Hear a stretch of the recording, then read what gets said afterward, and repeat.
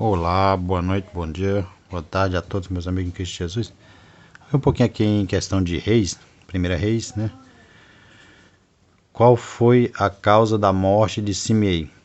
Vamos ver aqui o que Davi está falando, né? Que ele passou o reinado para Salomão, seu filho, né?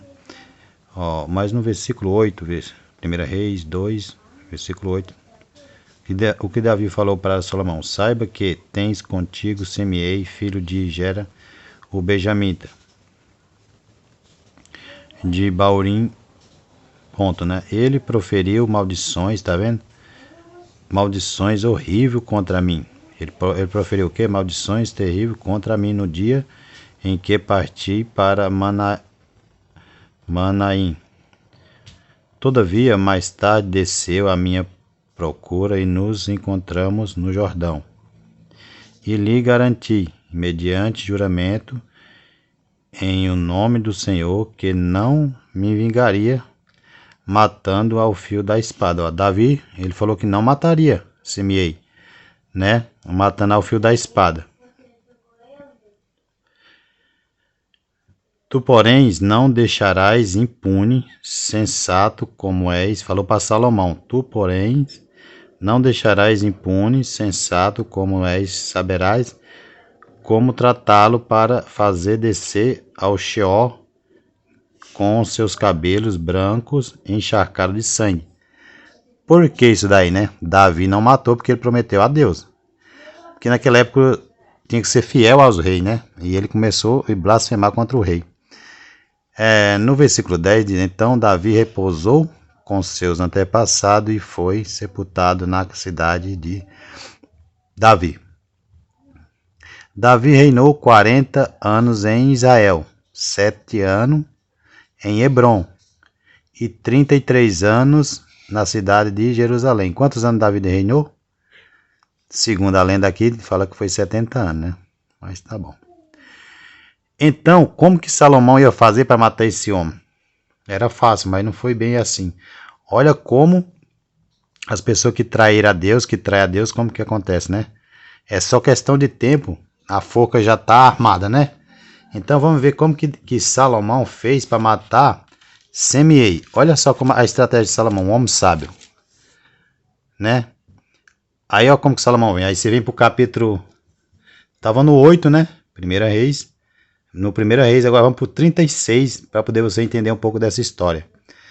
Isso tem a ver com todos nós, né? Olha só a desobediência que levou. Então a desobediência e morte de Simei. Então por que Simei morreu? Para você entender. Foi uma promessa que Davi fez, que Davi fez pedindo para Salomão não deixar. Ele ia cuidar deles, ele ia ser misericordioso com os filhos de Benai, Joiade, né? Mas com esse não. Em seguida o rei mandou convocar Simei. Olha o que Salomão fez. Convocou Simei. E não era para ele matar assim, era para Simei se matar sozinho. E tem gente que se mata sozinho mesmo, né? Na desobediência a Deus. E lhe ordenou: constrói para ti uma casa em Jerusalém. Nela habitarás, mas dela não sairás para onde quer que seja. Então não é isso que acontece com todos nós quando você está em Cristo Jesus e sai dele? Automaticamente o inimigo vai à procura e você é presa fácil, né? Quem são essas pessoas que estão em Cristo Jesus e saem? Elas desacreditam da fé, desacreditam tudo aquilo que Deus fala que é pecado, eles falam que não é. Que é isso que está acontecendo com os falsos profetas também, né? Com os falsos mestres. Então cheio por aí porque está vindo a vinda de Jesus e está se cumprindo, né?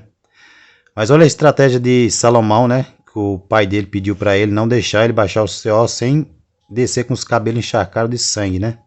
Porque eles tinham traído ele, né? E traidor é sempre traidor. No dia em que saíres atravessares o vale do Cedron, tem por certo que morrerás e serás o único responsável por tua morte. Então quando a gente sai de perto de Deus, numa ordem de Deus, é isso que acontece. Não é que eu acho, não é que o outro acha, isso é a verdade. E como que você sai da presença de Deus? Começa a fazer tudo aquilo que é contra o que Deus faz. Não faça sorteio, não coloque dança dentro das igrejas, balada gospel, teatro, dança, tudo aquilo que está fora da Bíblia, sorteio, cantina. Pelo amor de Deus, misericórdia, que você se liberte enquanto é tempo. Então, é só para fazer o contrário. A maioria dos inimigos de Deus, ele faz o quê? Deus fala para não beber sangue, eles pegam e bebem sangue. Deus fala para não fazer sorteio dentro da casa de Deus, você pega e faz. E aí? Você acha que vai para onde? Que é o queridinho de quem? Te arrepende enquanto é tempo vocês estão fazendo essas coisas aí.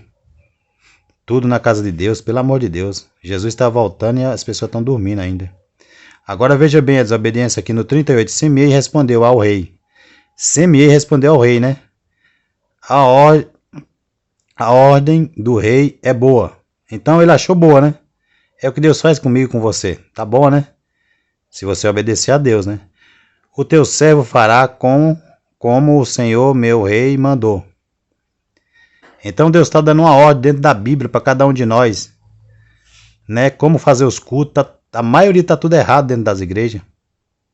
Faz uma coisa certa e outra coisa errada. Uma coisa certa e outra coisa errada. E Semeei permaneceu por muito tempo em Jerusalém.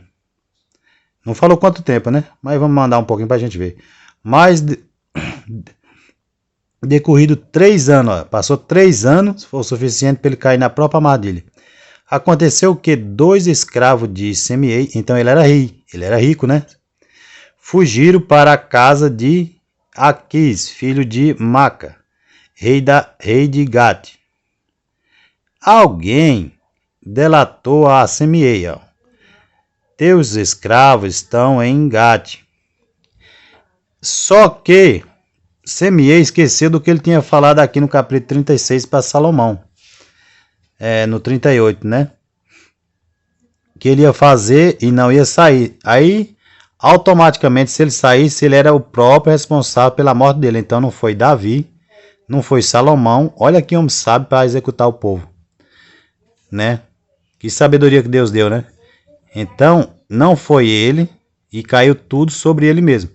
No versículo 1 Reis, no versículo 40. Então Semeei preparou-se, selou o seu jumento, né? Naquela época tinha que ser jumento, tinha que ter dinheiro.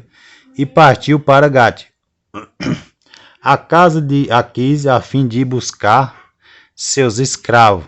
Olha, tem coisa que a gente não tem que ir atrás mais, né? Isso é para todo mundo, para todos nós, né? Então deixa para lá. Deus falou, não vai atrás, não vai mais. E de lá Semeei trouxe os escravos de volta, né? Então Davi tinha falado para ele, né, para Salomão, dado uma ordem para não deixar ele baixar o Seol sem que descesse com os cabelos encharcados de sangue. Então, na verdade, Salomão não matou ele, ele mesmo se matou. Mas foi uma ordem de Salomão, bem estratégica, com sabedoria de Deus. Se você tem uma boa estratégia e sabedoria de Deus, você sabe que você vai vencer. Já é mais que vencedor em todos os sentidos, né? Profetiza na minha e na tua vida. E trouxe de volta os 2 escravos. Então foi 2 escravos foi o suficiente para derrotar Semeei. Ele esqueceu da promessa. E muitos estão esquecendo do que Deus está colocando na Bíblia, como que é os cultos, como que a gente tem que adorar a Deus. E falando de os dízimos, que na verdade os dízimos é para o povo judeus. Eles são mais crentes do que nós, na verdade. Porque é eles que vão ficar na grande tribulação. E aqui ninguém quer ficar na grande tribulação, né? Então, eles são selados e, na verdade, dízimo é do Velho Testamento. Nós estamos numa nova aliança, na época da graça. Eles estão na época da lei de Moisés, nós estamos na época de Jesus. Tem lei também, mas é da graça, né? Mas muitos estão enriquecendo e estão brincando, estão achando, mas depois o negócio vai ser diferente, hein? Agora no versículo 41, informaram a Salomão que Semeei havia saído de Jerusalém em viagem a Gate e que já tinha regressado, né? Ele esqueceu da promessa que ele fez no capítulo 38, mas lá no 41 já está sendo lembrado para o rei Salomão o que aquilo aconteceu. E o rei tinha falado, se você sair, você será o único responsável pela tua morte. É igual assim, se você sair da presença de Deus, você é o único responsável pela morte sua, espiritualmente, e é verdade. Assim diz o Senhor.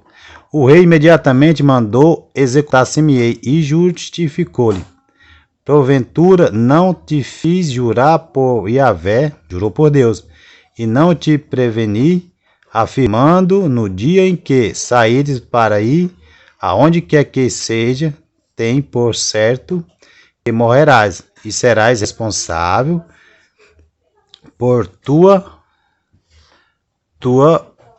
própria condenação. Aqui no versículo 42 já está falando. E tu me respondeste, acho boa a palavra do meu rei.